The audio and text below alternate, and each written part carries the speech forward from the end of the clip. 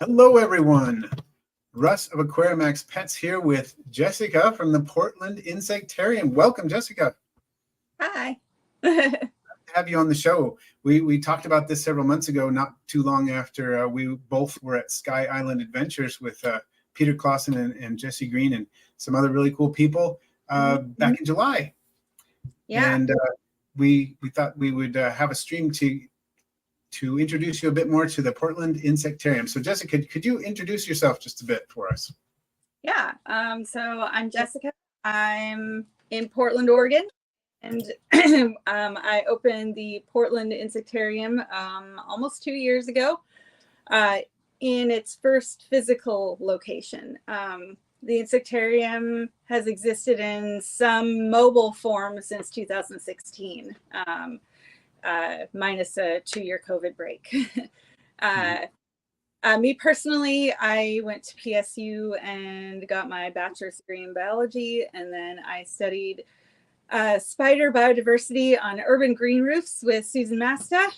And I had also worked with her 2 to 3 years prior as an undergrad before doing my master's degree there on spiders. So I'm kind of mostly a spider expert, but then I worked for Bugs in Cyberspace for 3 years after school. So I learned quite a lot more about the insects and other arthropods, especially around Oregon, and the ones that he bred and sold there. Awesome. So yeah, I remember hearing about the PDX Insectarium when it was more of a, is it fair to say like a mobile yeah, program? Or pop-up. Our original idea was to put it in an RV, but that didn't work out. And so we just kind of packed everything up into crates and brought them to different places. Cool. And now you've got this physical location that you've had, like you said, about 2 years. Yeah, well, we were in a different location for almost a year. Right. We moved. And so this current location has been a little over a year. Okay. So you've been in like a fixed location for about 2, but in this particular fixed location for around a year. Exactly. Okay. And Tobias is asking, is this Portland as in Portland, Oregon? Yes, Portland, Oregon. Yep. So any of you who are in the Portland area or close to the Portland area or are going to be visiting the Portland area, you know where to go. Got to put this on your itinerary. We're in the Selwood, Portland. I'll say that one more time. It kind of glitched out. Oh, we are in the Selwood neighborhood in Portland in Southeast, if people are local. Awesome. I know that 503 Menagerie has been to the Insectarium, the older location. That name? Yeah. And 503 has mentioned before that the Insectarium was a very cool place to be and wants to get out to the new location. Awesome. I hope to see you. I hope you do. 503 is super cool. I have never met 503 in person yet, but it's been a long time supporter of the channel and very cool. So Theropod Hunter is asking if that's Mothra in the background. This big butterfly? Yeah. So this butterfly was a gift to me from a good friend of mine out of Seattle, Don Eland of the Insect Safari. And he has a huge collection of pinned insects that he takes all around and talks about. But this it's a kite, actually, a Japanese kite, and it's all made out of bamboo and it's hand painted. Oh, that is awesome. Yeah. That's very cool. Okay, so could you tell us a little bit about how you decided? We know a little bit about the general history of the Insectarium now, but how you decided to do it, what the origins of, how did that blossom in your mind and in your heart and so on and that kind of thing? Yeah, so when I was in grad school, already studying bugs, and I had already started keeping some cockroaches, and there was a tarantula in our lab, and we also kept a lot of local spiders. I was taking a museum curation class. And so we were learning how to create exhibits and do outreach. And Portland has no natural history museum that's open to the public.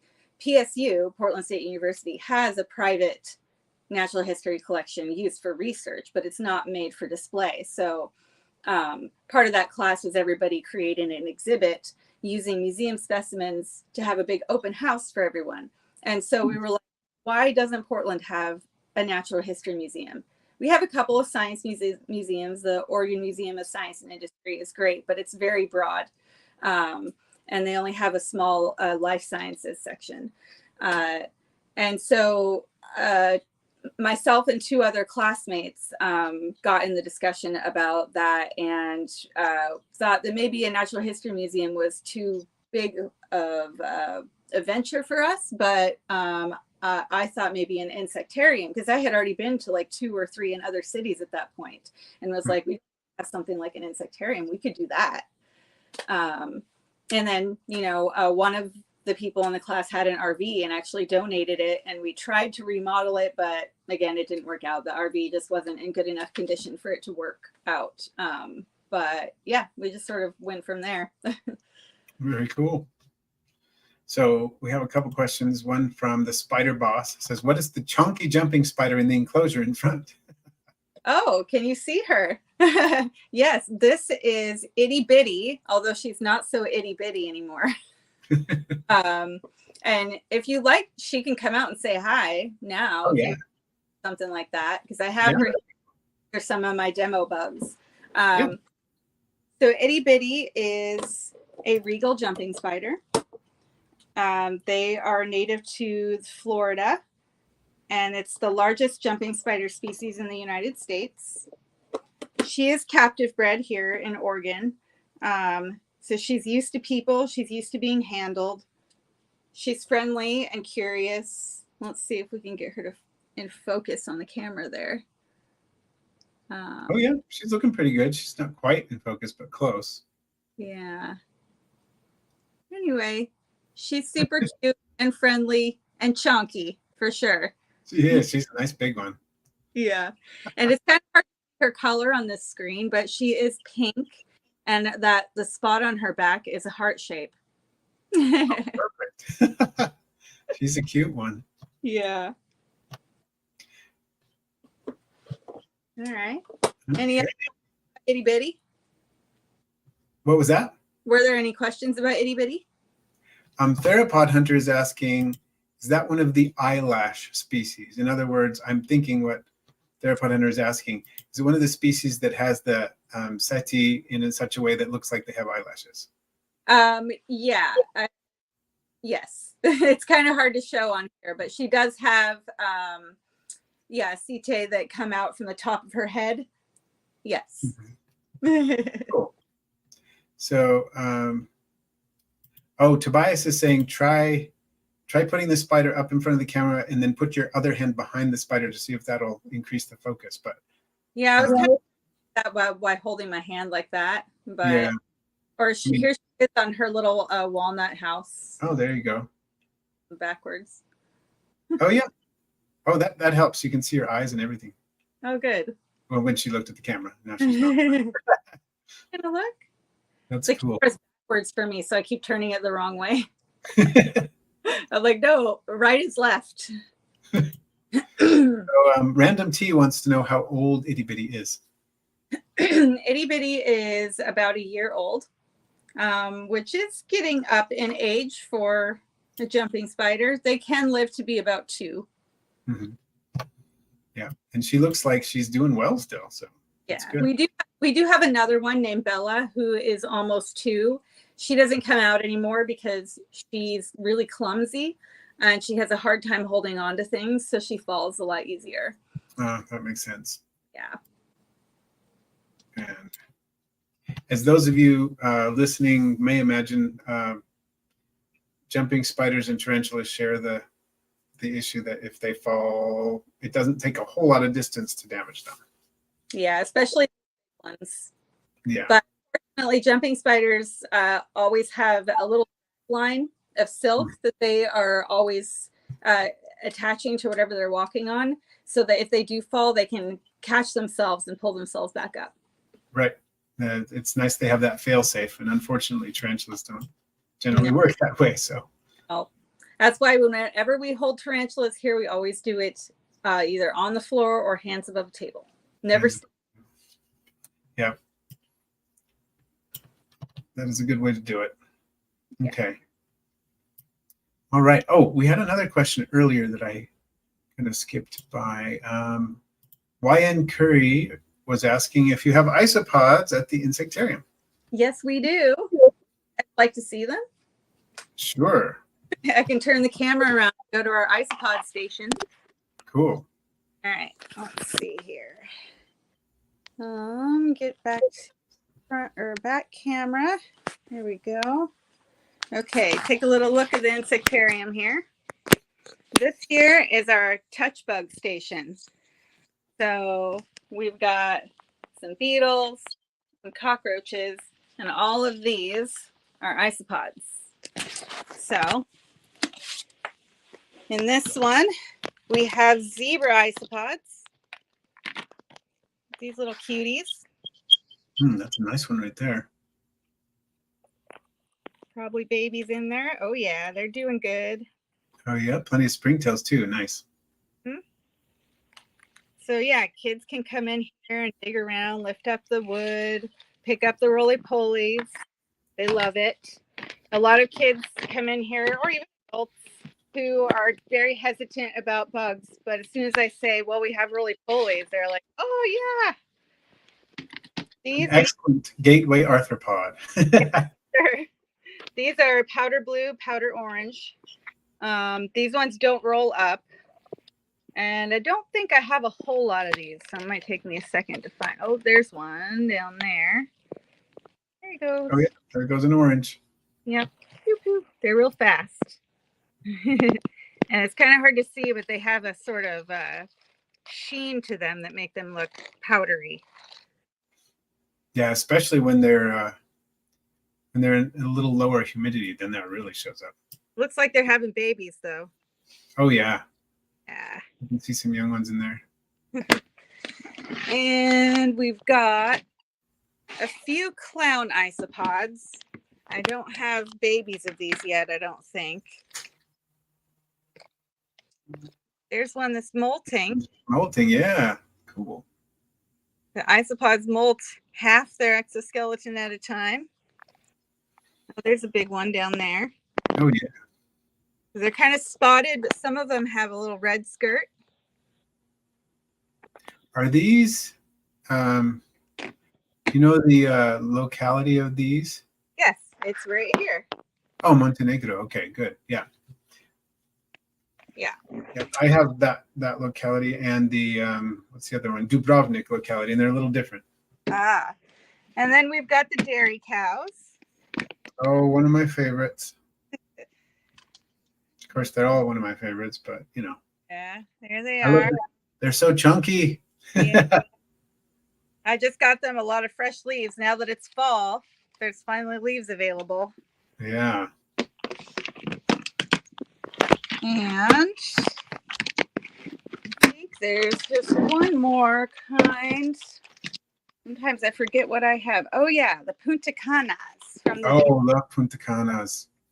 Yeah, these guys are cool because they come in all kinds of fun colors. Mostly kind of orangish, brown, yellow. And kind of that caramely brassy color too. Mm-hmm. Those are really fun. Yeah. So yep, those are our isopods. Sweet. Okay.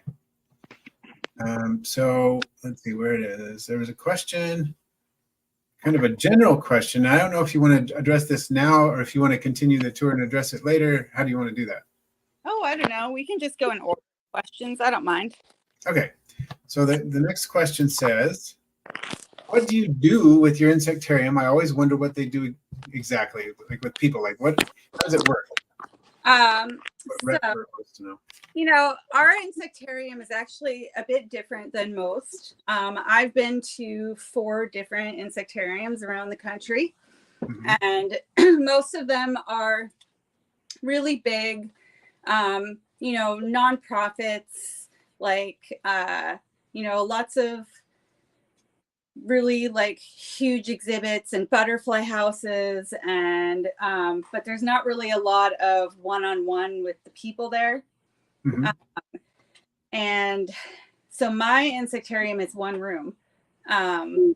And people often come in and they're like, is this it?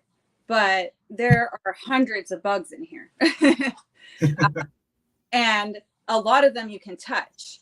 And I have not encountered that at most other insectariums. Maybe some hissing cockroaches if you're there at the right time, you know. Right.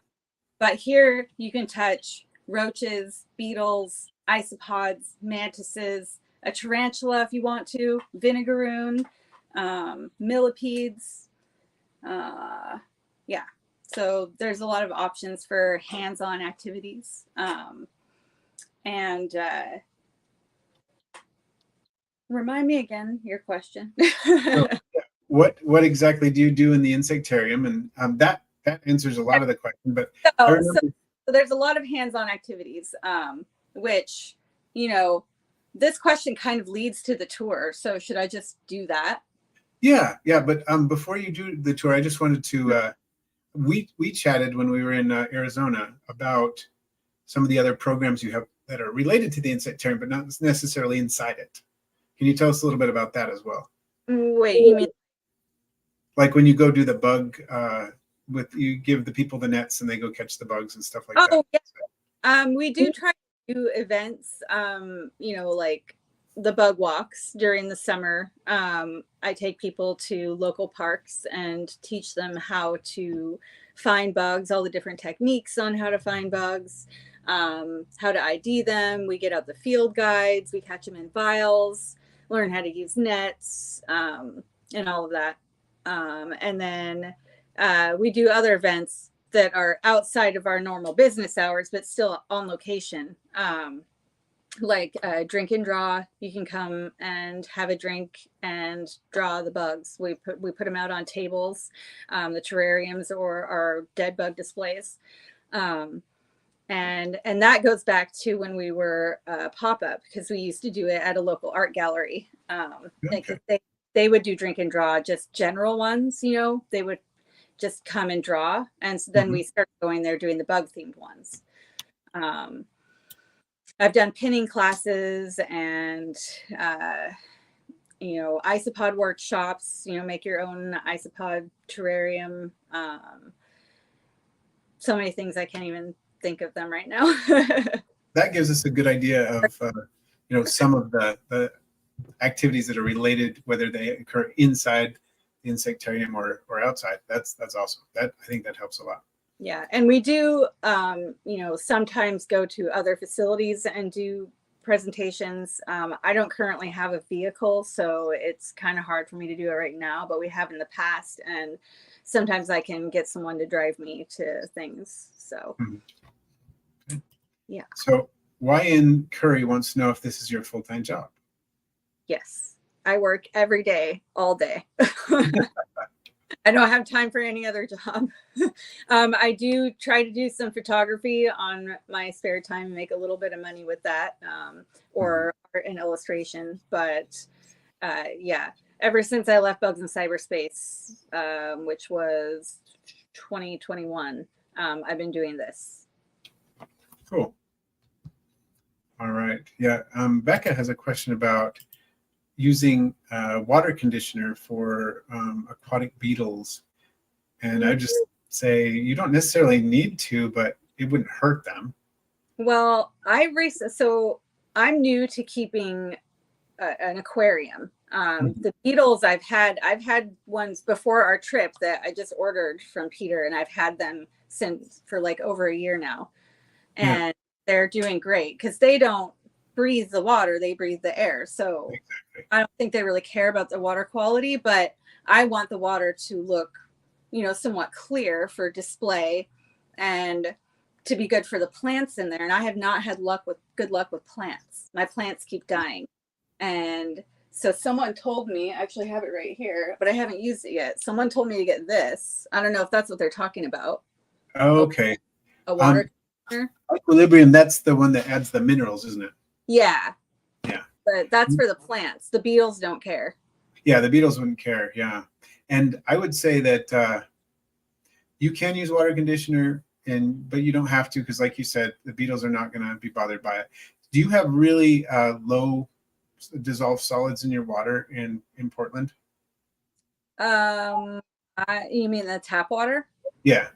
I'm not really sure. I don't know what it is like compared to anywhere else. Okay, because I know some places, there's a few places, and one of them, parts of the Pacific Northwest at least, have very, very, it's almost like rainwater. Because you get enough rain there and it doesn't run through a bunch of minerals and percolate through there and suck up all these minerals before it gets into the reservoirs and whatnot.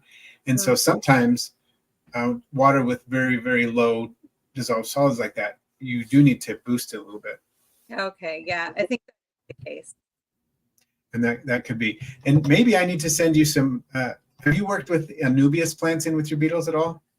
No, I don't know the names of the plants that I've tried. Maybe I need to send you some Anubias, because that is good stuff. It's super tough, and beetles don't chew on it. It grows really well. It's hard to kill it. It grows really slowly, but other than that, it's like perfect. What kind, like what type of plant is it? Is it like leafy or grassy or? It's leafy. It looks a little bit like pothos, like mini pothos. Okay. But it grows in the aquarium. It has a rhizome that kind of creeps along the bottom. You don't plant the rhizome under the substrate. You just let it stay on top, and it throws roots down from the rhizome into the substrate. It can also grow in rocks or driftwood or whatever. It'll attach itself. Okay. So that's definitely something to think about. And that's what I have most. Mostly I have dwarf water lettuce, Anubias, and some duckweed, which I don't want, and I'm going to get rid of that. But in mine, duckweed, but my filter it accumulates around the filter. Yeah. And once duckweed gets going, it's just nuts, and I don't really like it. So Yeah, I'm going to get into the duckweed. But what was that? Mine all died. Did it? Okay. The duckweed. Yeah. The minerals might be low or something like that. I'll send you some stuff that I use to make my plants grow like crazy too. I'll send you a link to it, and you can try it out and see how it goes. But the water lettuce goes like crazy. I have to dump water lettuce. I have to throw it away every week because it grows so fast. So maybe you don't want it to grow that fast, but it's pretty good stuff. I'll let you know how it works. Okay. And then let's see. I missed some other questions here. I want to make sure I get back to them here. Where it is. Where's the question? I lost it. It was too far back, I think. Let's see. Oh, somebody was asking which jumping spider lives the longest. I have no idea. I mean, I don't know, but I do know that the regal lives, quite a while compared to some of the other ones that I know. But also, there might be tropical ones that live longer because they're not going to die in the winter. Right. Yeah, I wonder about like the Hylas giganteus or the Hylas darty, if they are longer lived. I don't know. Let's see. The spider boss wants to know what kind of millipedes you have. So maybe we should be back on the tour now. Sure. I have millipedes right here. Though I only have that we got in Arizona. Oh, okay. Which are the Sonoran desert millipede, Orthoporus ornatus. And I can't remember, did Peter say this color form was called like pumpkin or something? Oh, yep, they were the pumpkins. Yeah. So I've had this species before, but not this color. So they can come in a dark brown chocolate color, or the golden, and this is the pumpkin, appropriate for the season, I suppose. Yeah, perfect for the season. So, yeah, that's our millipede. I keep going backwards with this thing. There we go. Yeah, it's a beautiful color. Yeah. Yeah, but they're doing well. I got 3 of them. Good. One of them's a little smaller. This little one. Oh yeah. Still a decent sized millipede, but yeah, smaller than the others. Yep. Oh wow.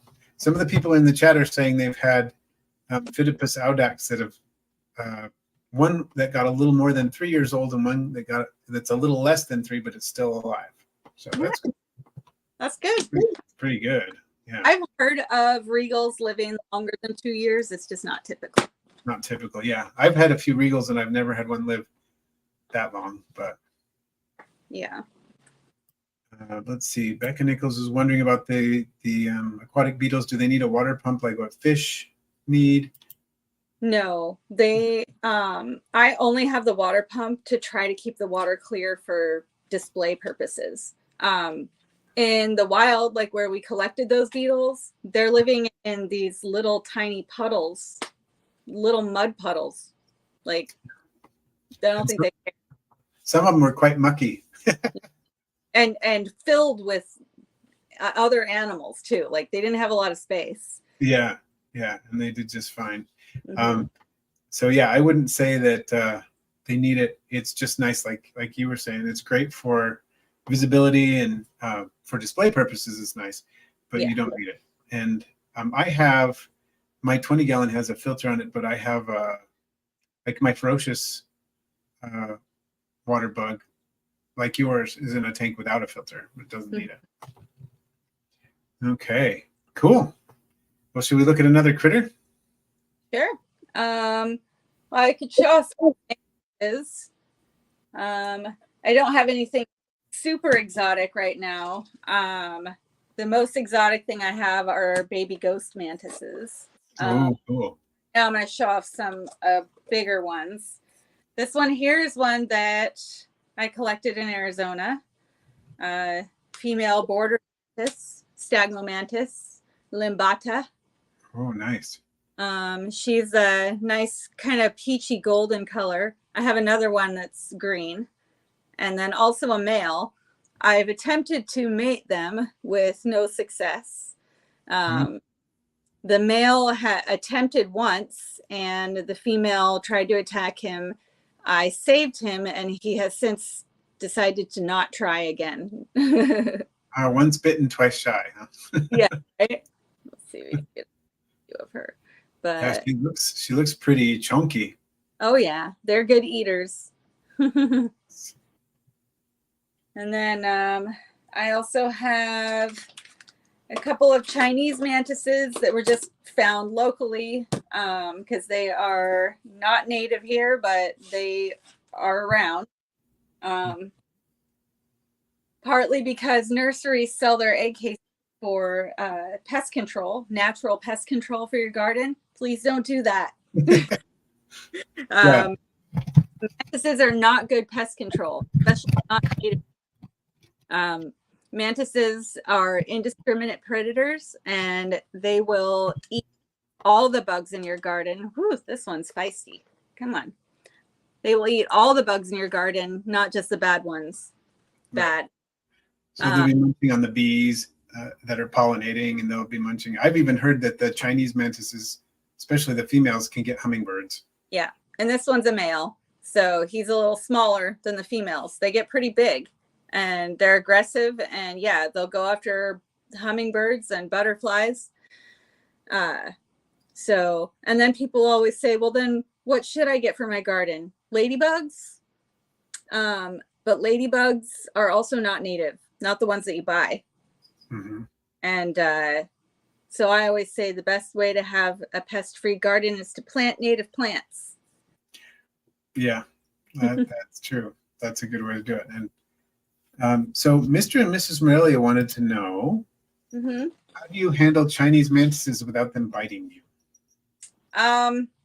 Well, I mean, that was a male. Males aren't very aggressive, but females can be. And I don't know, they all have their own personality. And make sure they're well fed while you're, before you handle them. But really, I don't know. Sometimes they're just feisty. There's not really any way to stop it. But they don't really bite. They strike. They'll strike with their raptorial legs.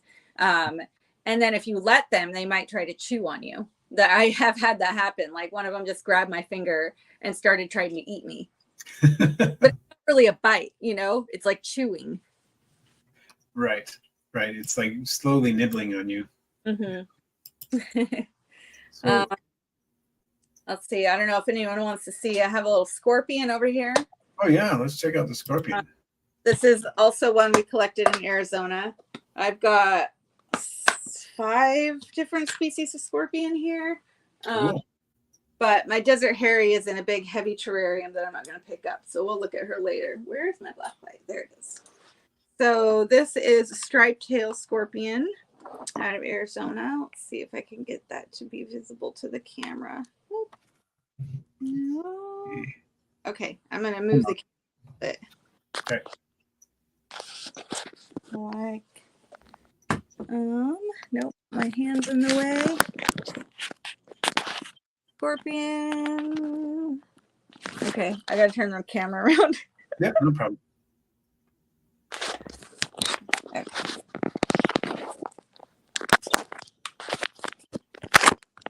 There we go. There's a little scorpion. There we are. Yeah.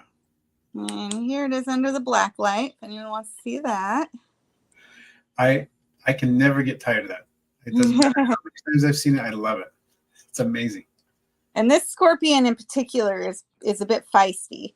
So, yeah. Although I have handled a lot of scorpions, including striped tails, and been fine, but this individual is feisty. Her name is Penelope, by the way. Perfect. Love it. All right. Penelope, the feisty striped tail. Mm-hmm. And this is kind of a look at our whole these are all the small terrariums that I have up here. Lots of little mantises and jumping spiders and all kinds of things there. Oh yeah. And even babyer mantises. Let's see if we can. There's a baby little ones. Baby ghost. Oh, that's a budwing mantis. Oh, and these little green ones up here are from an egg case that I collected in Arizona. Oh, sweet. Yeah. So, and the interesting part about that, let me turn this back around. So I collected that egg case and it hatched, and most of them were wasps. Really? So yeah. Parasitized. Yep. So only 4 of them survived out of the egg case, but yeah, I looked and I was like, oh, baby mantises. Oh, wasps. Just little black parasitoid wasps. Wow. So, but I believe they are also the stagma mantis. Cool. Oh, let's see. Frank the Tank wanted to know if you keep any blue death veining beetles with any of your scorpions. I have in the past, but right now I prioritize my darkling beetles for the touch tank, and we don't put the scorpion in the touch tank. Makes sense. Cool. Anything else? I think that's all the questions for now, so we can just continue the tour. All right. Well, I'll walk around the room now, and we can look at the aquarium and all that too. Cool. All right, I'll switch this back around again. And okay, so again, that's the touch area. There's also some other little things over here. Like I have a scorpion in here and a button you can push on the top to turn on the black light. Oh, cool. I like that setup. Yeah, I've got an ant farm here. These were actually provided by one of my 10-year-old volunteers. So I don't really know anything about ants. I have everything about this I learned from him, but it's pretty cool. These are harvester ants, and here's the colony down here. Oh yeah, that's cool. So they've got their food storage areas. We give them 2 different types of seeds, and they separated them both into separate areas. Oh, that's fascinating. Yeah, and then their nursery is over here. You can see the larvae and the pupae in there. Yeah. And then there's a queen. Let's see if I can find her. She's the biggest one. But I don't know where she is right now. But yeah, and then this is their foraging area where we put their food in this little dish and they come get it. And then over here is their garbage pile. Cool. Organized. Yeah, I love that. I had no idea they would separate the seeds. What seeds do you give them? Chia seeds and I can't remember what the other one is. But yeah, they mostly eat seeds. They will eat mealworms too, though. They need some protein.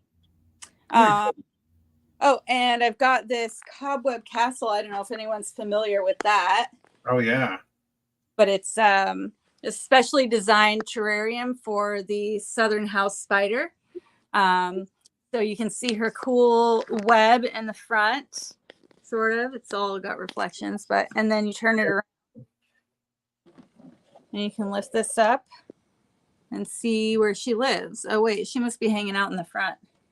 She's not back there. Where are you? Oh yeah, she's right there. Yeah. Yeah, there she is. Maybe she's hoping a bug will land in her web. No, ate yesterday. She's really fat. Oh, maybe she's just chilling then. Yeah. All right. So this is our activity table. There's toys. There's a microscope. Stuff to look at under the microscope. Oh, and our cool dead bug displays on the wall, made by Don Elin of the Insect Safari. Some cool infographics. Got a bunch of books and games about bugs.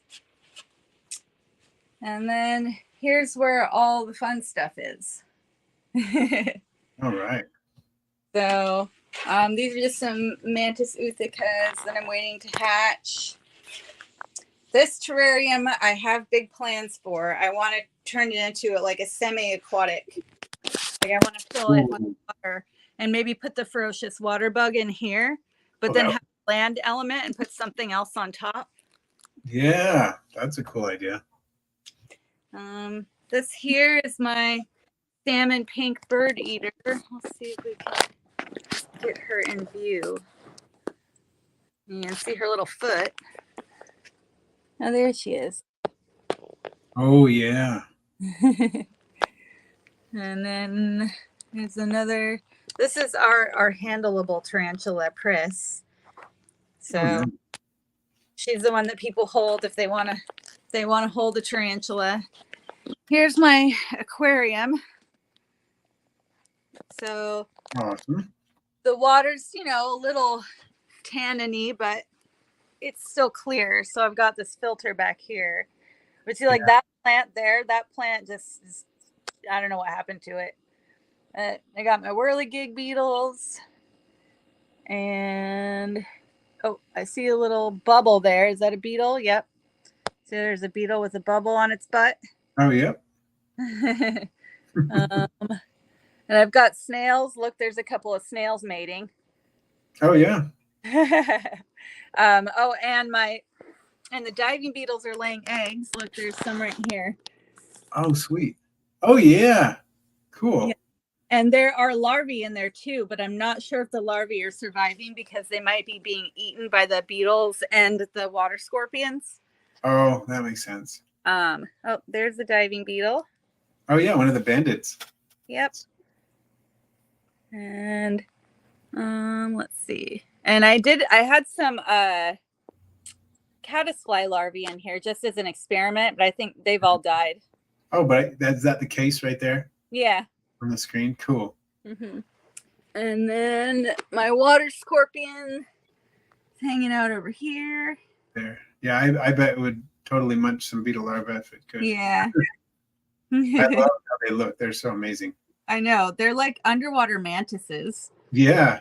And there's another beetle hanging in the plant there. But yeah, the the animals in here are doing great. It's just the plants. Yeah, that can be a little one plant back here that's doing okay. Yeah, that one looks fine. And then I have these plants that are just their roots are in the water and they're growing out the top. Oh yeah. So cool. Yeah. Oh yeah, and there's lots of little kid drawings all over the place. Like we just hang them up on the wall. Like that's cool. It probably makes the kids feel like, oh, I've made my stamp and now I need to come back too. Yeah. So my Venezuelan sun tiger is here, but she's pretty shy and hard to see. Let's see if I can. You can kind of see her legs up against the wall there. You can see her. She's usually hanging out in here, but today here. So She's got some cool webbing going on there. yeah, this is a Brazilian white knee. This one's still young, still a baby. I love how pretty that the contrast of the white and the dark. Yeah. These ones are all in burrows. This is our only fully grown female tarantula. We have a couple of adult males, but she's a rose hair, Ursula. Oh, nice. But she does not like to be touched. No. Who else is out? I have a sapphire goody, but it's way over there. Oh yeah, I kind of see some legs hanging out. Yeah, it's an arboreal tarantula pretending to be a terrestrial tarantula burrow. And I have another ornamental. This one's an adult male, but he is not really visible. Let's see, who else? Oh, the fishing spider. Oh, I love the fishing spiders. Yeah. I was thinking about putting her in that semi-aquatic tank. Well, that would be something too, yeah. Yeah. Because I like seeing it's like she just has kind of a big dish of water, but she rests on it like that. It's cool. What do you feed her? Cricket or cockroaches mostly. Like here's a wolf spider. Let's see if I can get a little in on the side here. No. She was there earlier when we were testing things out. Oh, now I can see her. Yeah. Lovely Hogna. Yeah, she is a beast. I hope she has. Here's our desert hairy scorpion. Oh yeah. I've had her for a while. I'll make my flashlight here. You can see her. There she goes. Yeah. Oh yeah, she's chunky. Yeah, she is really fat. She's fat and healthy. Yeah. We've got vinegaroon here. Just her butt. We've got the extinct in the wild Samandoa cave roaches. I love the story behind these. Can you tell a little bit about that? Yeah, so these guys were endemic to a cave in Guinea, Africa. And at some point, some scientists came in and collected some for research. And then the cave was mined and destroyed in the process. And so they have no more home. But those few that the scientists collected, they were able to breed, and somehow they got into the, pet hobby, and now they're prolific. I mean, I have hundreds of them. They do great in captivity. They just can't be released into the wild. They have nowhere to go. Yeah. And they're so pretty. I love the borders they have on their pronotum and everything. They just look really cool. Mm-hmm. Here we've got some assassin bugs. They're kind of hiding off to the side. Let's see if I can get a better view. Let's see. Oh, here's one. They're all hanging on the other side. Why are you guys being shy? You're on TV. Are those horrid kings? Yep. Awesome. I raised all of these guys from nymphs, like itty bitty nymphs. That's cool. And now most of them are adults. So cool. So probably you'll get some breeding very soon. Yeah, I'm hoping. I haven't seen anything yet, but I think there's at least like 12 of them in there. So oh yeah, you should have plenty of them to get the population going. Yeah. That's a species I'd love to keep someday. Yeah, they're great. They're really good for display. I mean, they're all kind of hiding right now, but usually they're just like up on this branch, just showing off. Yeah, I love that they're out and about, and they're also predatory but communal, and that's kind of tricky. So it's cool. I know it's weird. You got to be careful when you feed them, though. Sometimes they will attack each other. That makes sense. I've got some antlions here. Oh, sweet. Yeah, antlion larvae. So obviously you can't see the animal, but you get to see the little pit, and I throw some fruit flies in there, and then you can see them like kicking up the sand. So I don't know if everybody knows, but these are the larvae of a fly type thing. Let me see if I think I have. Yeah. So they turn into this. Yeah, looks That's similar to a dragonfly in some respects, but yeah, similar. They don't hold their wings out like that though when they're alive.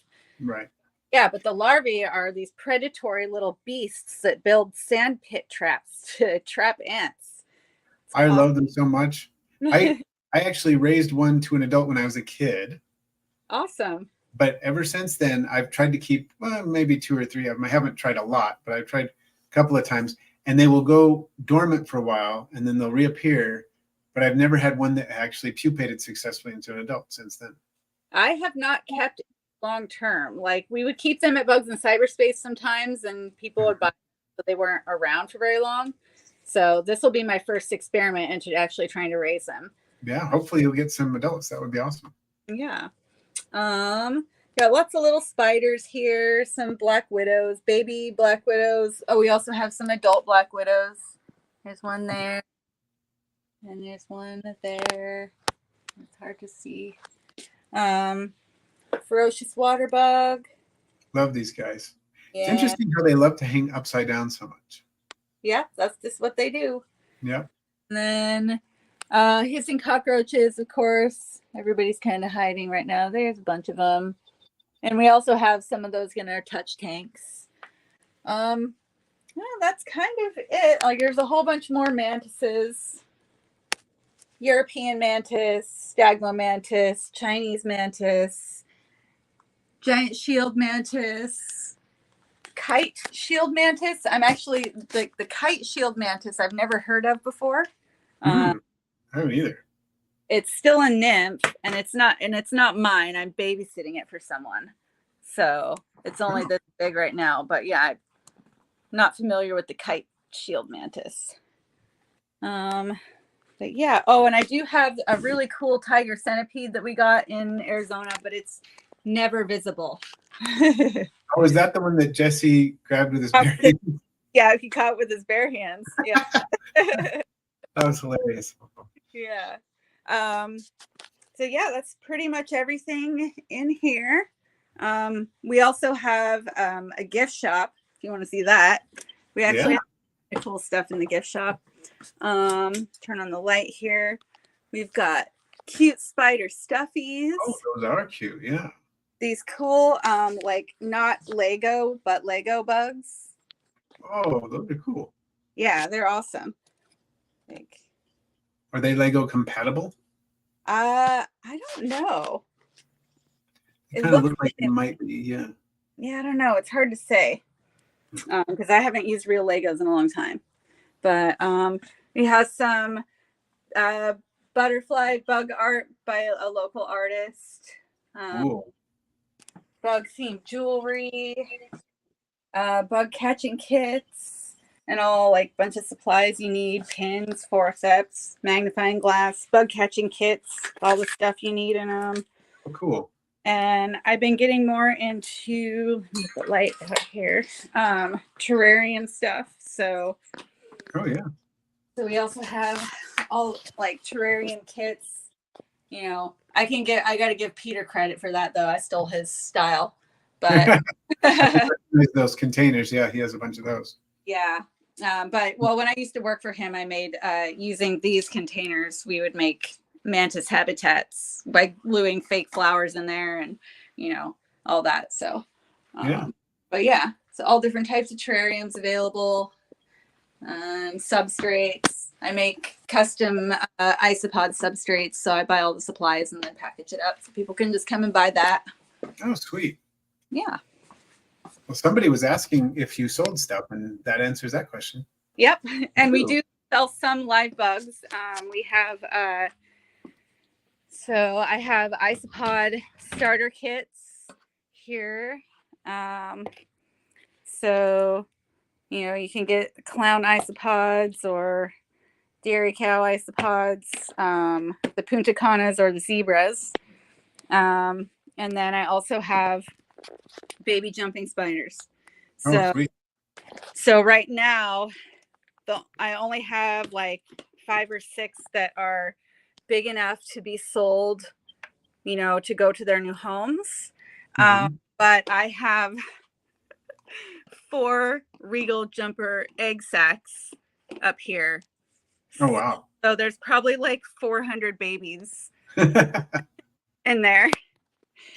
So I'm pretty stocked on that. And so I'll be probably selling jumping spiders for the foreseeable future. The regals.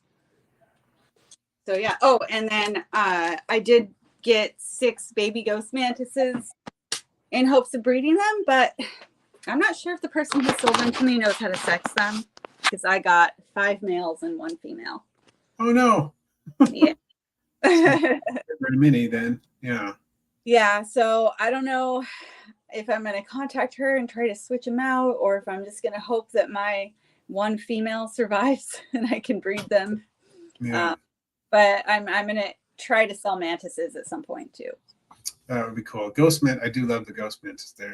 Well, all mantises are awesome. But yeah, ghosts are good for breeding, especially if you don't have a lot of space, because you can keep them together communally. Yeah, I love that. I wouldn't say they're truly communal, but they're just docile enough to not attack each other all the time, especially keep them well fed. Well fed. Yeah, that's fair. They're like borderline communal. Yeah. And it's because also they don't move very much, and mantises generally go after prey that moves a lot, so they don't really attract each other as prey. Mm-hmm. But that's not possible. I've seen them eat each other before. So they get hungry enough and they find a way, right? Yeah. So Tima has a question. Mm-hmm. Wanted to know, saying mantises. I was wondering if mantises are native here. They're naturalized. Would the wasps that were parasitizing your mantis egg case be native or no? Well, when you say here, Oregon, because I'm assuming they mean United States. Oh, okay. Because the mantises, the egg case I collected in Arizona, which was the bordered mantis, which is native to Arizona. But Oregon, there's I believe the range of the California mantis comes up here, and so it is native, but I've never seen a California mantis here in Oregon. And so the only mantises here are Chinese and European, which are not native. But to go back to the wasps, yes, if the wasps were parasitizing the native mantis, they're very likely native wasps as well. Yeah, good point. One thing to bear in mind about mantises is that there are a number of native species to the U.S. It's just that the mantises we see most often typically aren't, because they're the ones that people have introduced that cause problems. For example, in my state, in Utah, we have the Litonutria, which we saw some Litonutria down in Arizona when we were there as well. We have that genus of terrestrial ground mantises that live in the deserts and places like that. I have only seen a couple in my life in this state, and I look a lot. And now that I know what to look for, I think I'll find them more often. But I've only seen a couple of them, and only out in the desert, kind of remote, away from people, habitations, and so on. But I see the Carolina mantises and the Chinese mantises all the time because they've been introduced. So, yeah. You guys don't get the European. What was that? Do you get the European? We might have some, but by far and away the most common are the Carolina and the Chinese that we see. I feel like the European is most common around here. Like we see Chinese too, but mostly European. Yeah, and I think we mostly see the Carolinas here. I will see the Chinese mantis. I used to see them more when I was a kid, and then I didn't see any for a long time. And then last year I saw a huge one, the biggest one I've seen in a long time, just at the train station in the big city, the biggest city in the state. It was weird. That's where it was. So you do see them in weird places. Yeah. So let's see. I'm trying to catch up. There's kind of a lot of comments here. I probably won't get them all, but let's see. So I noticed you had quite a few rocks in your beetle enclosure, and I put rocks in mine too. Did you talk to Jesse or Peter about the reason for the rocks? You mean in the aquarium? Yeah. No, I didn't. I got some advice from one of my volunteers who has some experience with aquariums. Oh, okay. And she actually made for me these mesh filled with dirt, like with soil, like fertilizer. Mm-hmm. I don't know what it was for the plants, and Yeah. that put down first, and Mm-hmm. then put sand over that, and then at some I can't remember which layer there was another layer of mesh at some point that we just put over the whole thing, and then the gravel went on top of that. Mm-hmm. I think there's two different. I put a fine gravel and then a bigger gravel. They're kind of pebbles, yeah. Yeah. And I think, or no, I had the bigger gravel first, and then I got a smaller gravel in hopes that it might be small enough for the caddisflies to make new cases with. Oh, cool. But I think they were still too big. Oh, okay. Yeah. Part of the reason I was wondering is 503 Menagerie was saying that when you have a beetle enclosure, she was talking to someone in the chat who was asking about a beetle enclosure, aquatic beetle enclosure, an aquatic bug enclosure, and saying that you have to put some rocks in there, which you had in yours and I have in mine. Excuse me. Because the beetles can get biofilm accumulate on their exoskeleton. It can cause problems if they don't have rocks to rub against. And you don't have that problem, obviously, because you have rocks in there and I have rocks in mine. And Jesse was telling me you have to make sure you have some in there because otherwise the biofilm will accumulate and they can't store their bubbles as well. Oh, no, I didn't know about that. I just thought you solved the problem before it ever happened. Yeah, it just seemed like you should have gravel in there. Yeah. I don't know. Like, and it totally works.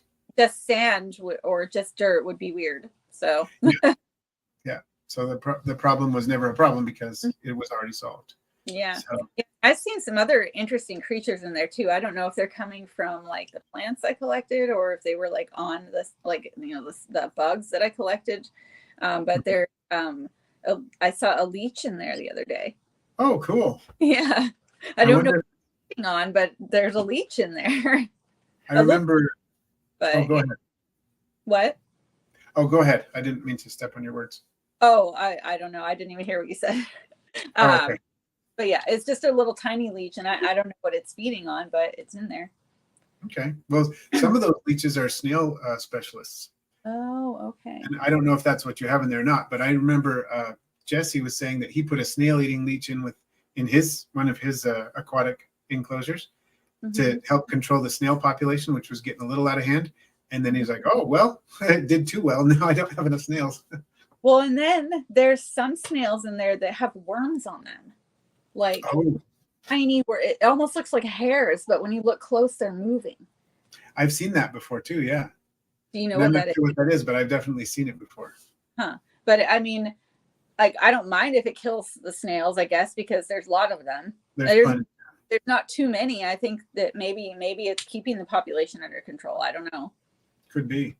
Because I have 3 different types of snails, and there's like 5 or 6 of each, not too many. Okay. Yeah, that doesn't sound bad at all. Yeah. Okay. So let's see. So YN Curry is asking if I were to get a baby millipede about 1 inch long, what would be the enclosure size? I mean, I don't think a millipede would really care as long as your enclosure is small enough to keep moisture. You don't want like a huge terrarium that you're going to have to like get wet all the time to keep it moist. Right. Millipedes need moisture, but yeah, I don't know. Millipedes just kind of live in their and on their substrate, and I don't even know if they care how big it is, as long as they can burrow and have food and moisture. Right, with 1 inch long one, and I probably wouldn't. Long what? Like, yeah, I mean, you could put it in something like this. Yeah, easily. Yeah, and it'd be fine. And then when it got to like 2.5 or 3 inches, you could move it up to something if you wanted to. But yeah. Wow, our time has gone quickly. We're just about to hit an hour. That's amazing. Oh, so cool. This has been fantastic. It's been great to learn more about the Insectarium, and it is super cool. I hope to get there in person someday. Yeah, it'd be awesome to have you guys. Next time in Portland, I haven't been in Portland for a few years, but next time I go, definitely come by. That'd be awesome. So is there anything else you would like to mention? I want to make sure that you give a chance to kind of let people know how to get in contact with you if they want to find out more about the Insectarium and so on. Yeah. So I don't have a YouTube presence. It's been requested by many people, but I just don't have the time. So you can follow us on Instagram at PDX Insectarium. That's where I'm most active on social media.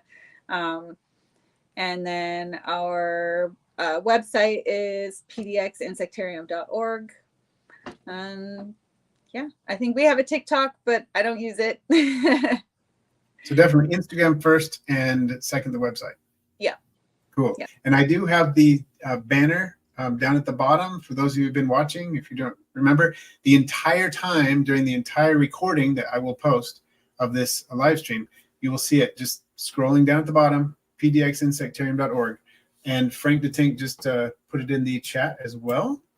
And so everyone make sure to check that out and follow Jessica on Instagram. I do. And you'll see a lot of cool stuff. And I hope whenever you're in the area of Portland, definitely check out the Insectarium. And thank you so much for joining us, Jessica. For sure. Thank you for having me. Yeah, it was great to see you again and great to just get to know the Insectarium a little better. Yeah. All right. Well, have a good day. All right. You too. Thanks for joining us. Okay. Bye. Bye.